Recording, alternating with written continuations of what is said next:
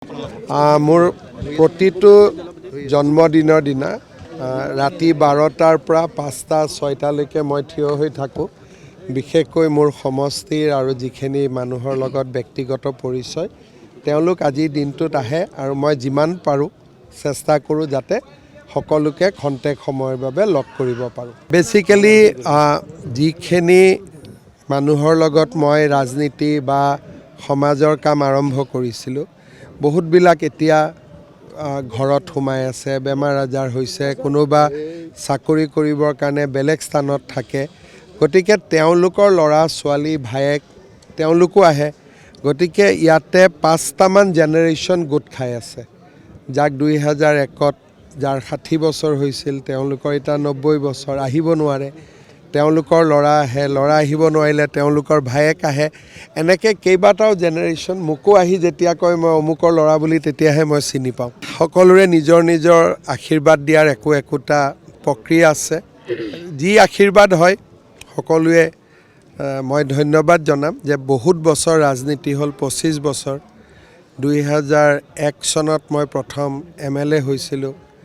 আজি 2025 পাৰ হ'ল, 26 তাৰমানে সুদীৰ্ঘ 25 বছৰ মই বিধায়ক আৰু মন্ত্ৰী হৈ থাকিলোঁ। আৰু ৰাইজৰ আশীৰ্বাদত এতিয়ালৈকে যি চলি আছে ভালেই চলি আছে, প্ৰতিবাৰে ভালেই হৈ আছে। গতিকে মই বুজোঁ যে ঠিক আছে এতিয়ালৈকে যিখিনি কৰিছোঁ ৰাইজে ভাল পাই আছে, ৰাইজে মৰম আশীৰ্বাদ দি আছে। মই যিমান দূৰ শুওঁ নিজে চিন্তা কৰি 1.5 ঘণ্টাৰ পৰা 2 ঘণ্টা শুওঁ। কিন্তু ফ্লাইটত গ'লে অলপ শুই দিওঁ, গাড়ীত গ'লে অলপ শুই দিওঁ, হেলিকপ্টাৰত গ'লে অলপ শুই দিওঁ।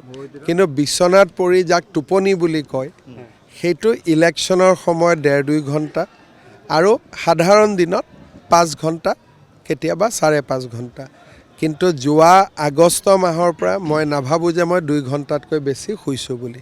ইমান খোৱাৰ প্ৰতি মোৰ ইমান ৰুচি নাই। মোৰ কেতিয়াবা যদি মোৰ ঘৰত ছোৱালীজনী থাকে তাইৰ লগত ৰাতি মই কেতিয়াবা গাড়ীখন লৈ ওলাই যাওঁ।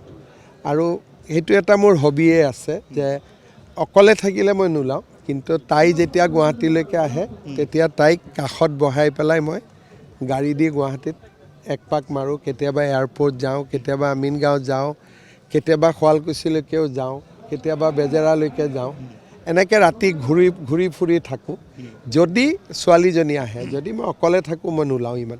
ইয়াতে মোৰ এনেকুৱা বহুতখিনি মানুহ আহে। আজিৰ দিনটোত যিহেতু কোনো বাছ বিচাৰ নাথাকে, ছিকিউৰিটিও নাথাকে, যিমান পাৰি মই লগ কৰিব চেষ্টা কৰোঁ। গতিকে অইন দিনাখন লগ নোপোৱা মানুহ কিছুমানো আজি আহে।